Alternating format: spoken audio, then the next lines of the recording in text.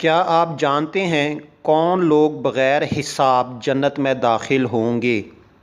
معتبر حدیث شریف میں ہے کہ پیغمبر اسلام صلی اللہ علیہ وآلہ وسلم نے فرمایا، جب قیامت کا دن ہوگا تو میری امت کے ایک گروہ کو خدا پر عطا کرے گا جس کے ذریعے وہ اپنی قبروں سے نکل کر جنت کی طرف پرواز کر جائیں گے اور وہاں آرام سے ہوں گے، اور ہر قسم کی نعمتیں ان کے لیے تیار اور مہیا ہوں گی۔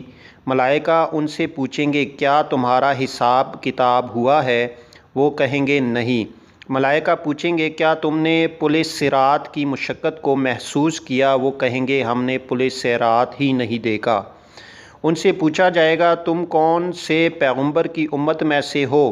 وہ کہیں گے، حضرت محمد صلی اللہ علیہ وآلہ وسلم کی امت میں سے ہیں۔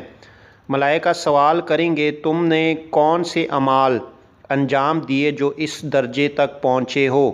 وہ کہیں گے، ہمارے اندر دو ایسی خصوصیات تھی جن کی بنا پر خدا نے اپنے فضل و رحمت سے ہمیں اس مقام تک پہنچایا ہے۔